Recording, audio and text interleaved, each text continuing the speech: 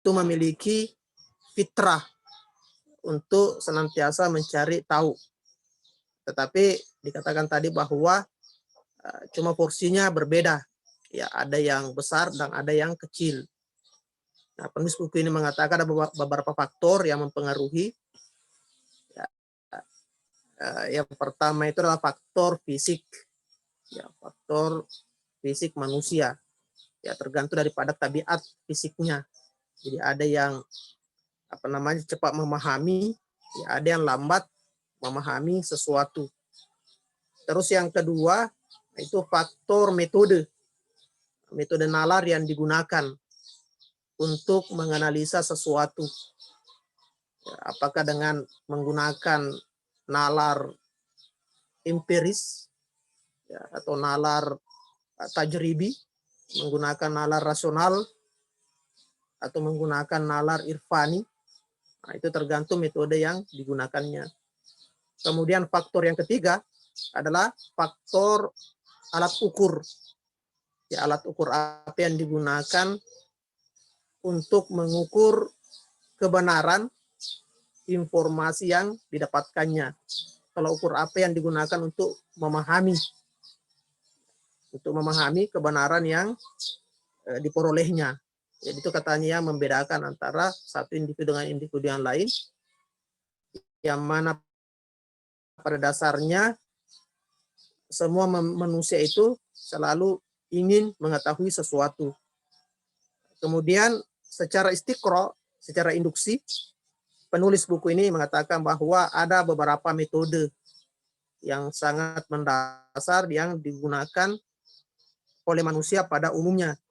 Nah, di sini Syekh menyebutkan ada 4 metode yang mendasar. Ya, meskipun banyak metode, tetapi metode-metode ini kembali kepada 4 metode yang mendasar. Yang pertama itu adalah manhaj al-hissi at-tajribi, ya, atau yang kita kenal dengan metode empiris. Ya, kemudian yang kedua al-manhajul akli al-burhani, yang dikenal dengan metode rasional demonstratif. Ya, wal manhajut ta'abbudi al-akhbari, yaitu dengan metode tekstual, atau dalam istilah al-jabiri metode bayani. Kemudian yang keempat ada wal manhajul kashfi al-irfani, yang dikenal dengan metode intuisi.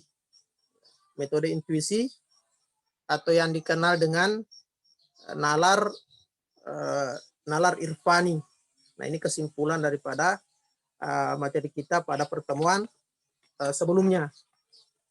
Nah, kemudian kita pindah kepada mukaddimah al-bahath, ya, mukaddimatul bahath, ya, mukaddimah pendahuluan dari pembahasan yang akan dikaji di dalam kitab ini.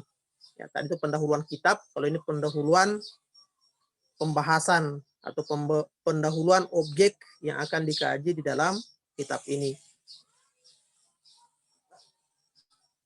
Qabla dukhuli fi tafasili masaili hadzal ilmi, sebelum katanya kita masuk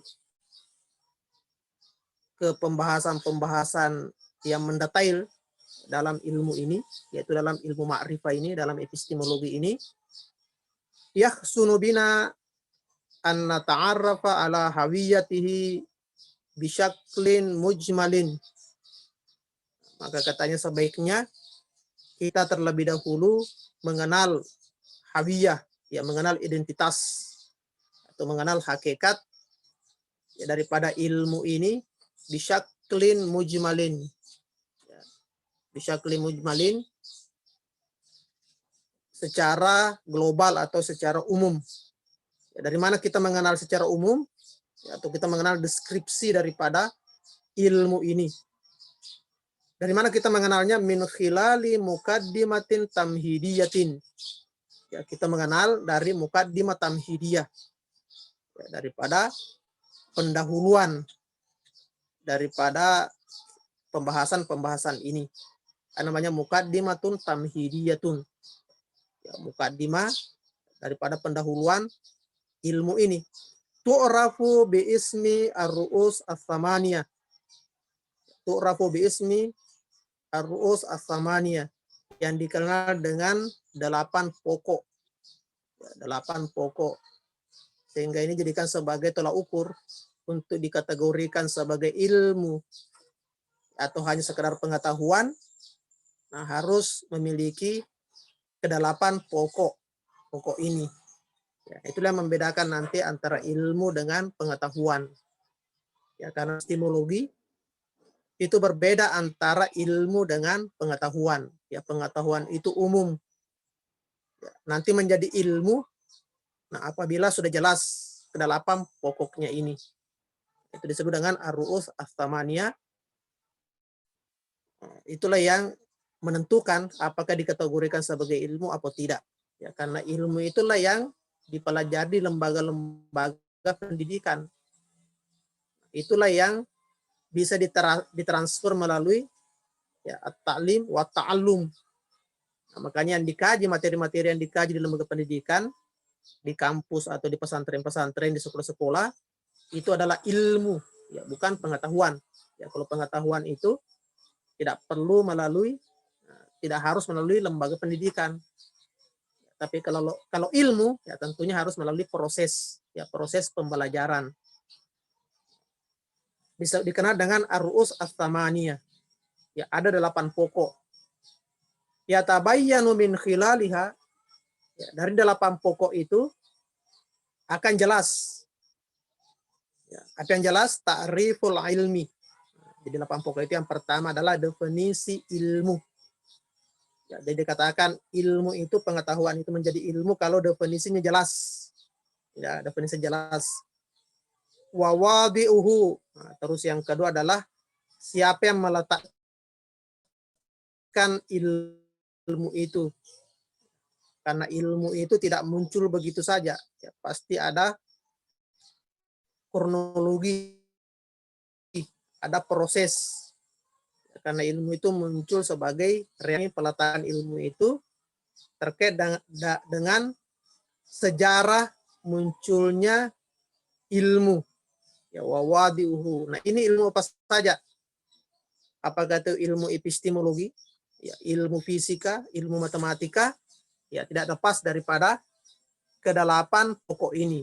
Yang pertama tadi definisi ilmu, kemudian yang kedua sejarah ringkas daripada ilmu itu, ya pasti ada sejarahnya. Wa maudhu'ul ilmi, ya objek daripada ilmu itu harus jelas apa objeknya.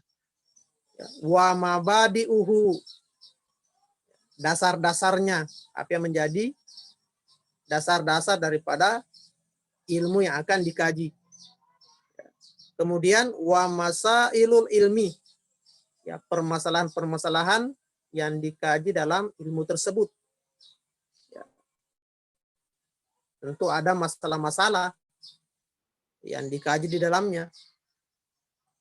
Wal ghayatu minhu, terus selanjutnya wal ghayatu minhu, tujuan daripada ilmu itu, tujuan mempelajari daripada ilmu itu. Ya pasti jelas apa tujuan mempelajari ilmu itu. Kemudian wa martabatuhu bainal ulum, ya, tingkatannya di antara ilmu yang lain. Apakah ini ilmu mustakil atau ilmu ghaira mustakil, nanti akan dijelaskan. Apakah ilmu alat atau bukan ilmu alat, itu harus jelas, ya posisi ilmu itu. Misalkan ilmu logika, ya ilmu logika itu posisinya dalam ilmu alat.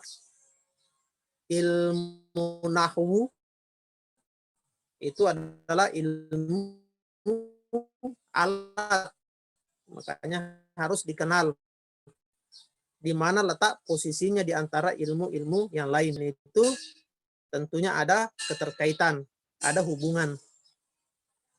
Kemudian yang terakhir yang dikaji di dalam ilmu tersebut. Nah, inilah yang dimasukkan dengan ar-ru'us ats-tsamaniyah. Ya, jadi sebelum mempelajari satu ilmu apa saja, kita harus mengenal dulu ke-8 pokoknya ini. Ya, mungkin para pelajar, ya, atau termasuk saya sendiri, ya alangkah banyaknya ilmu yang kita pelajari dari SD sampai perguruan tinggi, ya, sekolah-sekolah tinggi, kita tidak mengetahui. Ya, kita hanya belajar saja apa yang disajikan oleh guru-guru kita di sekolah, tanpa kita mengetahui apa ya definisinya. Misalkan kita belajar biologi, ya tentunya dari SD kita belajar biologi. Nah, mungkin masih banyak di antara kita tidak mengetahui apa definisi ilmu biologi itu. Apa objek daripada biologi itu? Apa tujuan belajar ilmu biologi? Kita hanya belajar saja. Ya, tujuannya supaya nanti ujian bisa menjawab pertanyaan. Nah, sehingga kita lama belajar, tidak jelas apa hasilnya. Ya, alangkah banyaknya teori-teori yang kita pelajari, rumus-rumus yang kita pelajari, kita tidak tahu apa objeknya, apa gunanya, apalagi menggunakannya. Ya, jangankan teori-teori yang dipelajari dalam matematika. Matematika sendiri, ya masih banyak di antara kita tidak mengerti apa definisi matematika itu. Ya, apa perbedaan antara ilmu fisika dengan ilmu biologi. Nah, tentunya itu masih banyak yang tidak diketahui. Makanya di sini Syekh mengatakan, nah kita harus mengembalikan lagi bahwa setiap ilmu itu harus memiliki 8 pokok. Dan setiap kita ingin mempelajari satu ilmu, kita harus mengenal ke-8 pokok ilmu tersebut. Ya, ilmu apa saja? Nah, ini bisa diterapkan dalam setiap ilmu. Termasuk di dalamnya adalah ilmu epistemologi.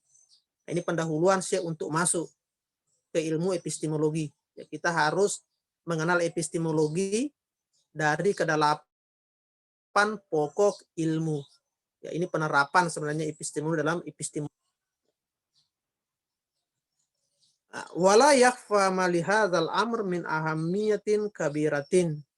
Katanya sangat jelas sekali bahwa ke-8 pokok ilmu itu memiliki ya hal yang sangat penting, merupakan sesuatu yang sangat urgen sekali. Maksudnya mengenal ke-8 pokok ilmu ini merupakan sesuatu yang sangat penting.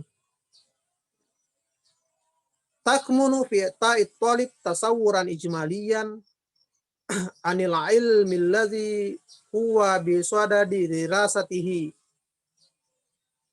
Nah, ini katanya fungsinya, ya pentingnya, urgensinya adalah memberikan kepada para pelajar yang ingin mendalami suatu ilmu, apa yang diberikan? Tasawuran ijmaliyan. Nah, itu memberikan tasawur ijmal, ya deskripsi secara global, ya deskripsi secara umum daripada setiap ilmu yang sementara atau akan dikajinya atau akan dipelajarinya. Nah, itu pentingnya 8 pokok ilmu itu. Ya, pentingnya adalah memberikan gambaran atau deskripsi secara umum tentang ilmu yang akan dikaji. Nah, kita belajar biasanya langsung masuk ke detailnya ilmu.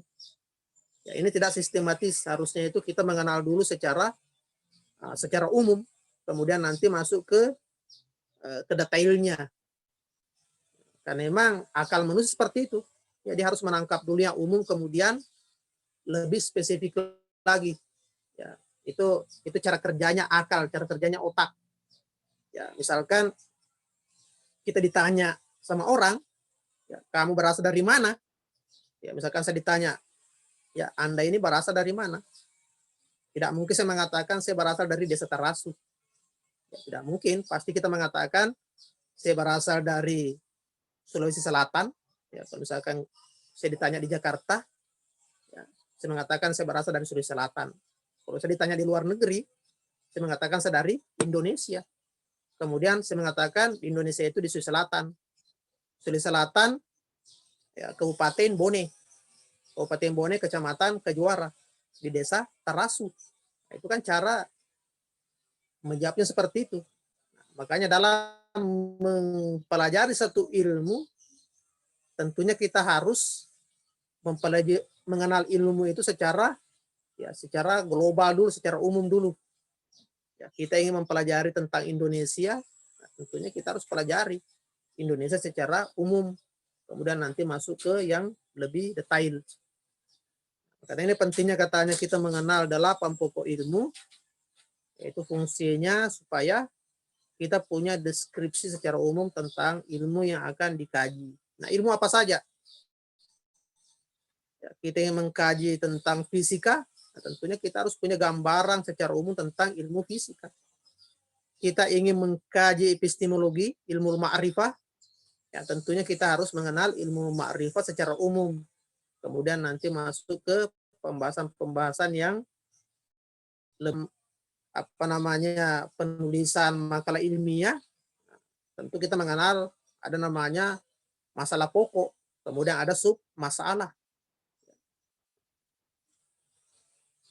Kemudian mimma yusahhilu lahu bisyaklin aw biakhar muhimmata isti'radi hadzal ilm. Nah, katanya ini akan memudahkan untuk mengkaji atau menganalisa ilmu ini.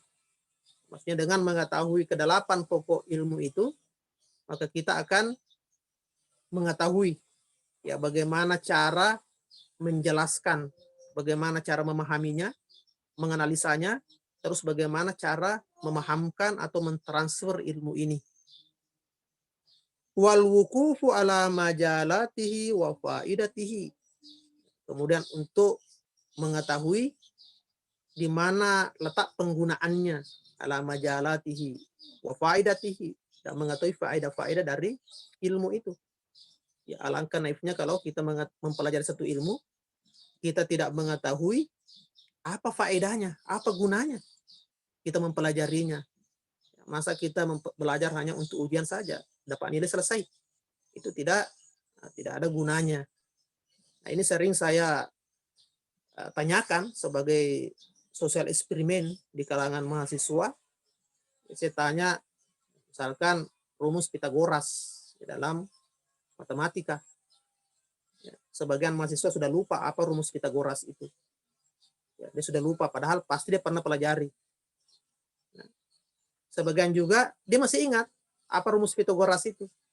Dia tahu rumusnya. Nah, saya tanya, apa tujuannya? Untuk apa rumus Pitagoras itu? Ternyata dia juga tidak tahu. Ada yang tahu tujuannya, apakah Anda pernah menggunakan rumus Pitagoras untuk mengukur sudut segitiga? Nah, belum pernah digunakan. Ini alangkah saya katakan, ini satu dari ratusan rumus-rumus teori-teori yang kita pelajari dari SD sampai perguruan tinggi yang kita tidak tahu gunanya dan tidak pernah kita gunakan. Itulah salah satu bentuk kegagalan daripada dunia pendidikan kita. Maka dengan mengetahui ke-8 pokok ilmu, tentunya kita akan mengetahui apa faedah kita mempelajari ilmu tersebut. Liyatasanna lahu ma'rifatal ilmi wa haqlihil ma'rifi bainal ulumi. Kemudian liyatasanna, liyastati'a, supaya para pelajar ini, orang yang mempelajarinya, dia mampu, dia bisa ma'rifatal ilmi, mengenal ilmu, mengetahui apa ilmu yang akan dipelajarinya. Wa haqlihi al-ma'rifi bainal ulum. Kemudian di mana wilayahnya, di mana otoritasnya, di mana batasannya di antara ilmu-ilmu yang lain. Ya, tentunya ilmu fisika dengan ilmu biologi itu berbeda. Ya, ada batasannya di mana otoritasnya fisika, di mana otoritasnya biologi, di mana otoritasnya ilmu kedokteran. Nah, tentunya jangan dicampur-campur. Maka dengan mengetahui epistemologi atau dengan mengetahui ke-8 pokok ini, kita akan mengetahui wilayah otoritas daripada setiap ilmu. Nah, terus wa kaifiyatat ta'ati ma'hu. Nah, terus kita juga mengetahui bagaimana cara mengambil manfaat Bagaimana cara menggunakannya?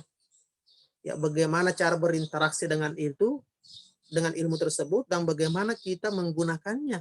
Wa kaifiyati ta'ati ma'ahu. Wa bi ayyi adatin yuhakimuhu. Nah, terus dengan cara apa, dengan alat apa kita menghukumi, kita menjustifikasi ilmu tersebut. Nah, inilah pentingnya kita mengetahui arus at-tamani daripada setiap ilmu.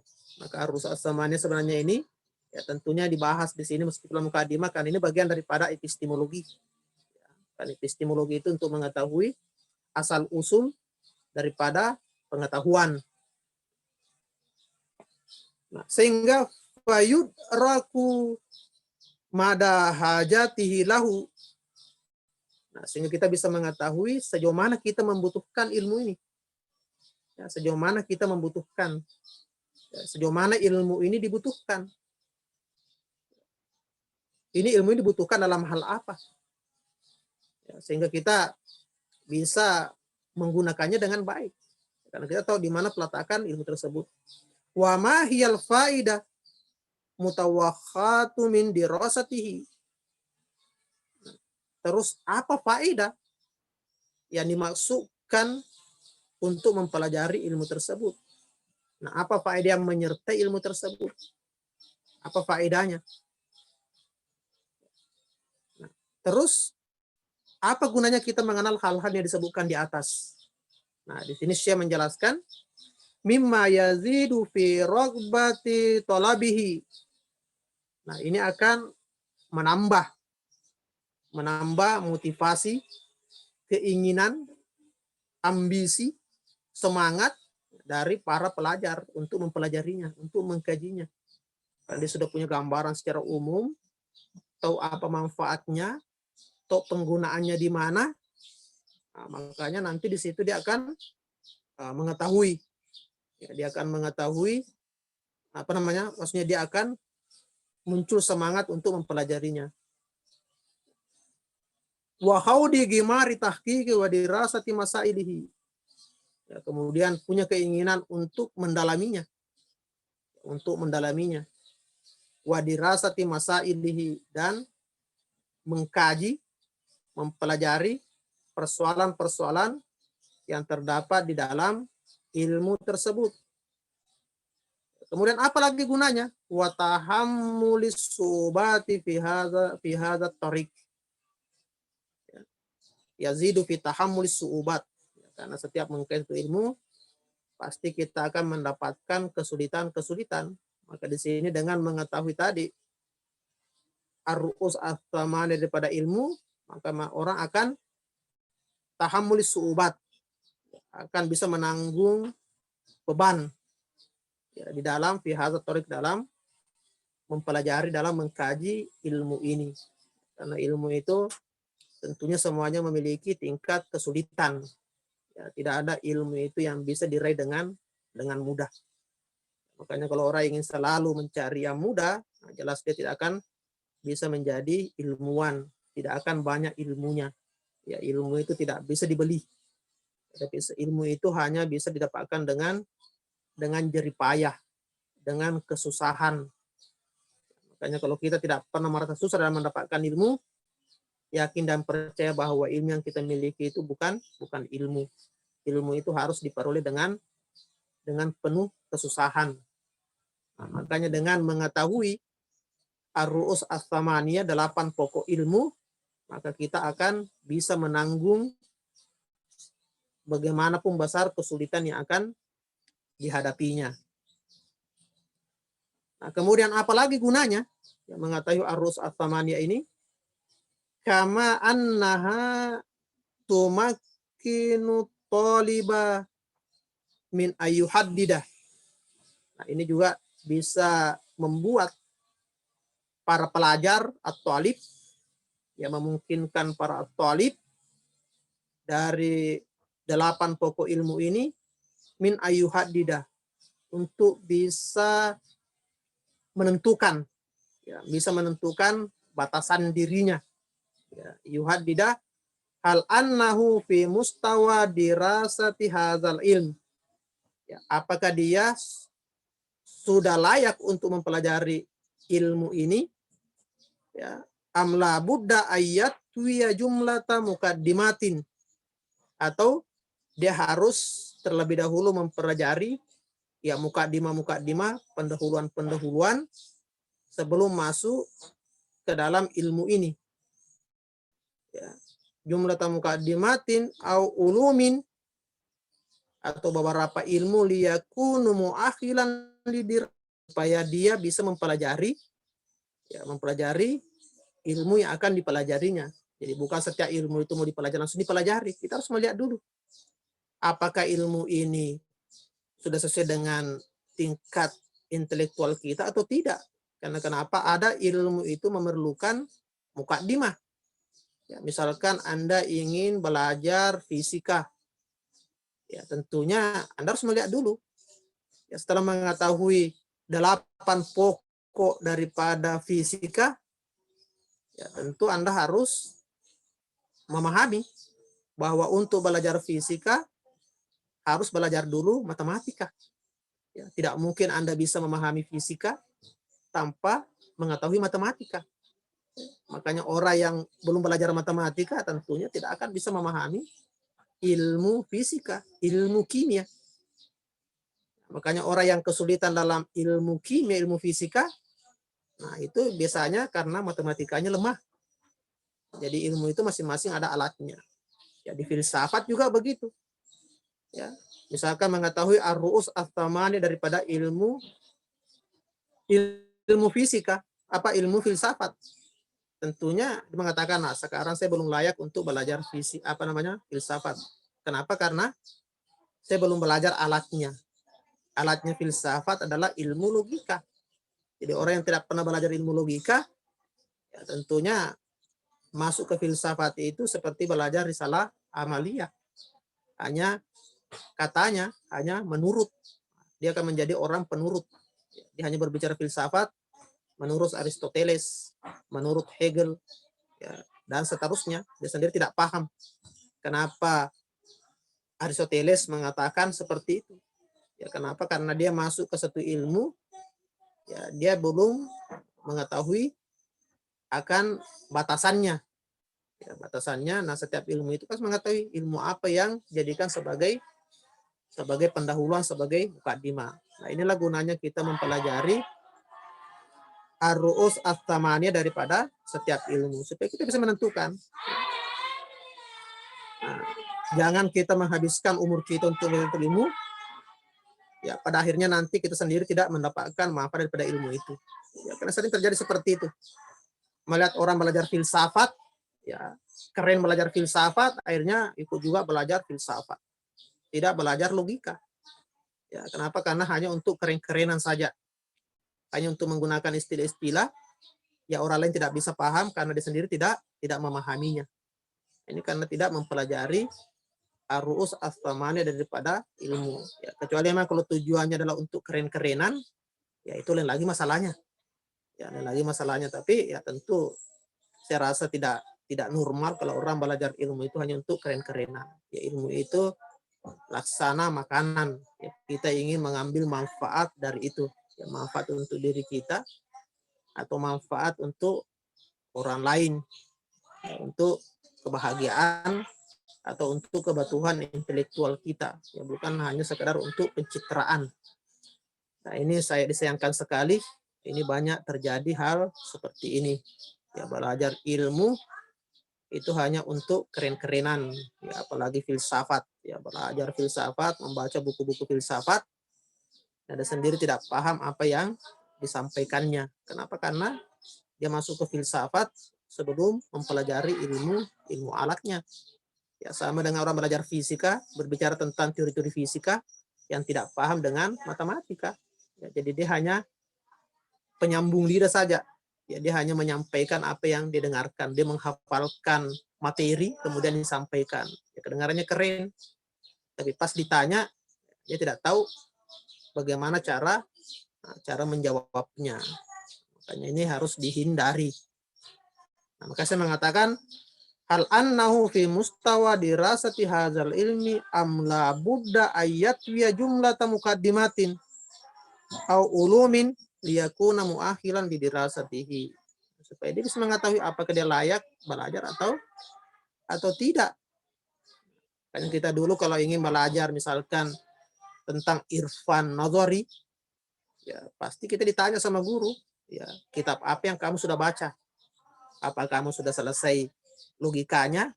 Apakah kamu sudah selesai filsafatnya? Nah, baru masuk ke misalkan kitab Fususul Hikam. Ya, tiba-tiba langsung belajar Nihayatul Hikmah, kitab filsafat. Padahal logika belum tuntas. Bidatul Hikmah tidak paham, langsung masuk ke Nihayatul Hikmah. Jadikanlah sebagai kebanggaan, wah saya sudah selesai Nihayatul Hikmah. Masuk ke Asfar, ya punya Mula Sadra. Ya katanya sudah selesai Asfar, dia baca. Ya ditanya logika dia tidak paham. Nah, ini apa? Nah, ini tentunya dia tidak mengikuti prosedur belajar satu ilmu. Maka belajar prosedur satu ilmu yang disampaikan oleh Syekh di sini. Walinastarida hazil muqaddimat as-samaniyah li ilmi manahjit tafkir.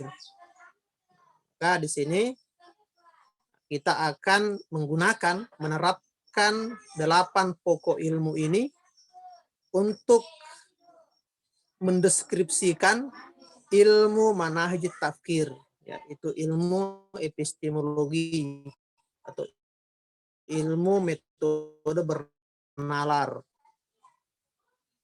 Ya, wahiyah, nah, di sini kan tadi arus atamaniyah untuk mengenal secara umum apa manahiju at-tafkir itu.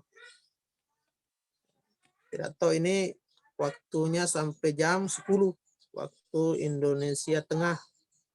Ini berapa menit lagi? Tidak ada jam di samping saya ini. Sekitar 9 menit lagi, Syekh.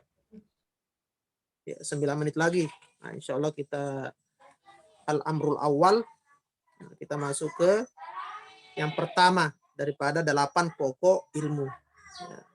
Jadi tadi 8 pokok ilmu tadi itu berlaku untuk setiap ilmu yang akan dikaji. Nah, jadi sekarang ini kita kembalikan ilmu-ilmu yang kita sudah pelajari, kita kembalikan 8 pokok ilmu itu apa saja supaya kita bisa mengambil manfaat dari ilmu-ilmu yang pernah kita pelajari. Nah, mungkin itu salah satu problemnya kenapa banyak ilmu materi yang kita pelajari selama ini dari SD sampai perguruan tinggi, kenapa kok apa manfaatnya? Ya mungkin karena kita tidak mengenal arus astamaniyah tadi. Sehingga kita tidak bisa membedakan, ilmu kita bercampur aduk menjadi satu, tidak tahu apa rasanya. Sehingga seakan-akan kita sudah kuliah, sudah belajar, tapi kita merasa tidak ada hasil apa yang kita dapatkan, tidak merasakan hasilnya. Ya, terus yang pertama, al-amrul awal ta'rifu ilmi manahij tafkir. Ya, definisi daripada ilmu manahij tafkir. Nah, ini pokok ilmu yang pertama itu definisi. Setiap sesuatu itu pasti dimulai daripada definisi. Karena memang akal ya, seperti itu cara berpikirnya dimulai daripada konsep. Sebelum kitir, apa definisinya? Yang bagi tahdidi mafhumil ilmi. Yang bagi tahdidu mafhumil ilmi. Al-maksud huna. Kita harus menjelaskan dulu apa yang dimaksud dengan ilmu. Karena kita mengatakan ilmu epistemologi atau ilmu metode bernalar. Nah, apa yang dimaksudkan dengan ilmu? Pertama definisikan ilmu dulu. Fa innal ilma lahu itlaqat muta'addida mutabayyinal makna. Karena katanya ilmu itu ya memiliki banyak pengistilahan yang maknanya tentu berbeda-beda. Ya, sama dengan akal. Akal itu juga memiliki banyak makna. Makanya kita harus menentukan dulu makna yang mana yang dimaksudkan dalam hal ini. Karena ilmu itu banyak meminjam istilah ilmu.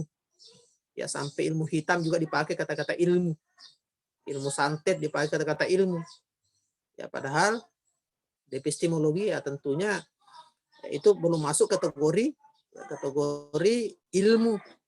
Ya, kecuali nanti kalau sudah terpenuhi syarat-syaratnya, sehingga bisa menjadi ilmu, bisa juga dipelajari di kampus. Nanti ada prodi, misalkan prodi ilmu sihir. Ya, nanti kalau sudah terpenuhi kriterianya, sudah diketahui 8 pokoknya tadi, sehingga masuk dalam kategori ilmu. Ya, karena sebelumnya itu pengetahuan, kemudian nanti menjadi ilmu. Nah, untuk dijadikan sebagai prodi di kampus ya tentu ada syarat-syaratnya. Ya, mengikat referensinya harus ada berapa referensinya dan lain sebagainya, sehingga bisa menjadi ilmu yang dipelajari misalkan di kampus. Nah, karena banyak menggunakan istilah ilmu ini, makanya Syekh menjelaskan di sini ilmu yang mana yang dimasukkan. Terlebih dahulu menguraikan dulu ya konsep-konsep daripada ilmu itu. Awaluha, yang pertama makna daripada ilmu, al-ma'nal mutlak, ya, asyamil litasawwuri wa tasdik. Ya, dimasukkan dengan ilmu dalam artian yang pertama adalah ilmu dalam artian umum secara mutlak, meliputi dalamnya ilmu tasawur dengan ilmu at-tasdik.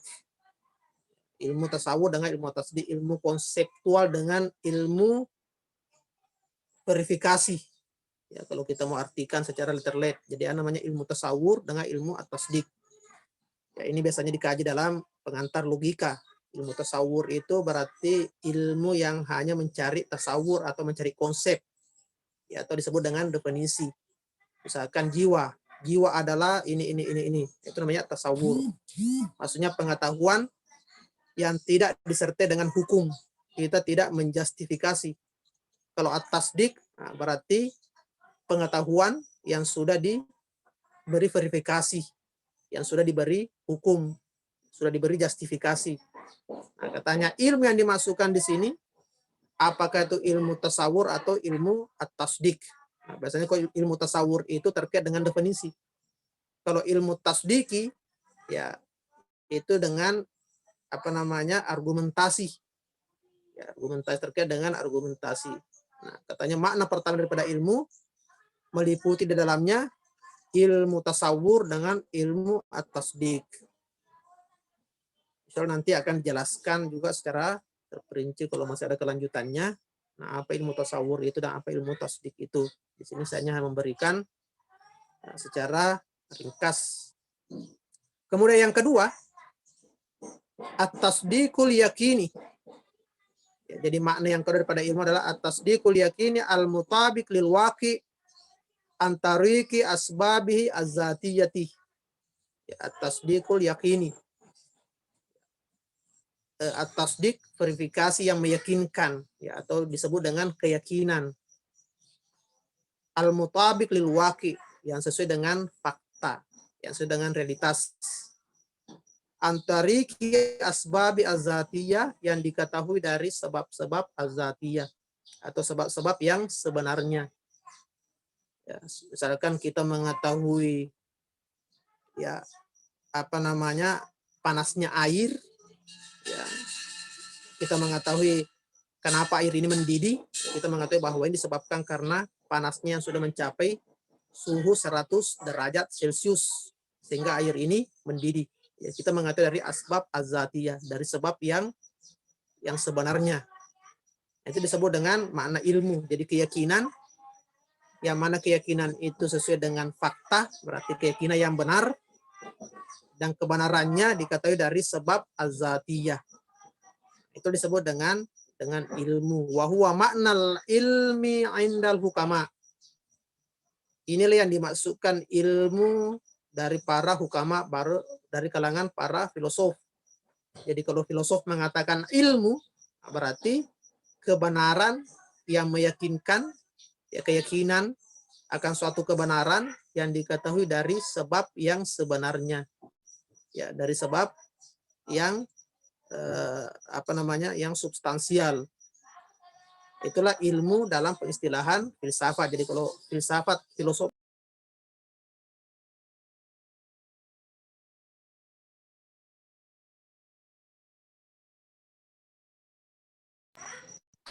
wa asmahu bil kini bil makna al akhas. Ya, wa asmuhu, dan ya para filosofi ini menyebutnya dengan al yakin bil makna al akhas, ya, dengan keyakinan dalam artian khusus. Jadi ada keyakinan dalam artian umum, ada dalam artian khusus. Ya, jadi keyakinan dalam artian khusus itu adalah kebenaran yang diketahui dari sebab az-zatiyah atau sebab yang sebenarnya. Wa huwa allazi yufiduhu al-burhan al-aqli. Nah, inilah yang digunakan dalam burhan, dalam argumentasi demonstratif, ya, untuk mencari hakikat, mencari kebenaran yang sebenarnya. Nah, keyakinan inilah yang digunakan, yang dijadikan sebagai premis di dalam menyusun silogis argumentasi demonstratif. Ini makna yang kedua daripada ilmu. Nah, tentunya yang pertama itu bukan yang dimasukkan ilmu melalui tafsir, kemudian yang kedua juga bukan. Kemudian yang ketiga, at-tasdiqul yaqini al-mutabiq lil waqi'. Nah, kemudian makna yang kedua daripada ilmu adalah kebenaran atau keyakinan yang benar, ya, al-mutabiq lil waqi', sesuai dengan realitas, dengan fakta. Ya, mutabiq lil waqi', maksudnya kebenaran la antariki asbabi az-zatiyah, tetapi bukan dari sebab yang sebenarnya. Ya, bukan daripada sebab yang sebenarnya. Berbeda yang kedua tadi. Ya, kalau yang tadi kita mengetahui kebenaran itu yakin akan kebenarannya dari sebab yang sebenarnya. Kalau di sini kita mengetahui bukan dari, ya, sebab yang sebenarnya, tapi keyakinannya benar. Ya, misalkan kita mengetahui bahwa ada namanya hari kiamat. Hari kiamat itu ada. Tetapi kita mengetahui dari informasi yang beredar di kalangan para ulama. Ya, ini bukan dari sebab yang sebenarnya, tapi dari informasi yang ada, yang lagi viral. Tapi kenyataannya dia benar. Ya, merupakan suatu kebenaran, tetapi kita mengetahuinya bukan dari sebab yang sebenarnya. Itu contohnya misalkan kita mengetahui bahwa Tuhan itu ada. Ya, memang mengatakan Tuhan itu ada, proposisi yang diyakini kebenarannya, merupakan suatu kebenaran. Karena memang Tuhan itu ada. Tetapi dari mana kita mengetahui, meyakini itu? Kita meyakininya dari, ya, perkataan, misalkan informasi dari para ulama, dari para ahli. Gitu ya. Nah, ini pengetahuan bukan dari, ya, sebab yang sebenarnya.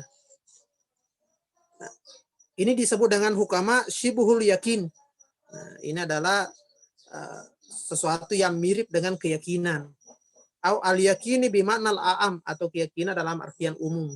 Ya, di kalangan dalam literatur filsafat ini disebut dengan keyakinan dalam artian umum. Ya, kalau tadi di atas keyakinan dalam artian khusus. Nah, kalau tadi yang kedua itu tidak bisa berubah lagi. Itu keyakinan yang tidak bisa berubah karena diketahui dari sebab yang sebenarnya. Kalau yang kedua ini, kebenarannya ini masih bisa berubah. Karena kenapa kita mengetahuinya bukan dari sebab yang sebenarnya. Kemudian rabi'uha, yutlaqu ala masailil ilmi. Insyaallah nanti kita akan lanjutkan karena waktunya saya rasa sudah selesai. Ya, mungkin juga teman-teman masih ada materi untuk jam-jam selanjutnya.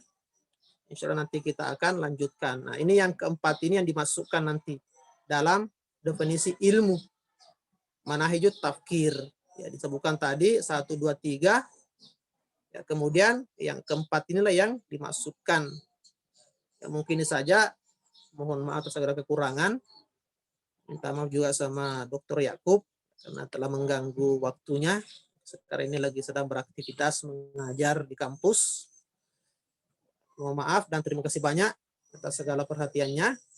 Ya, kalaupun ada pertanyaan-pertanyaan, ada yang tidak jelas dari materi yang disampaikan atau dari kosakata yang disampaikan tadi, ya silakan nanti langsung di chat saja ya, melalui melalui WA.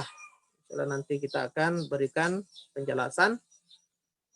Mohon maaf saya kekurangan. Wabillahi taufiq wal hidayah. Assalamualaikum warahmatullahi wabarakatuh.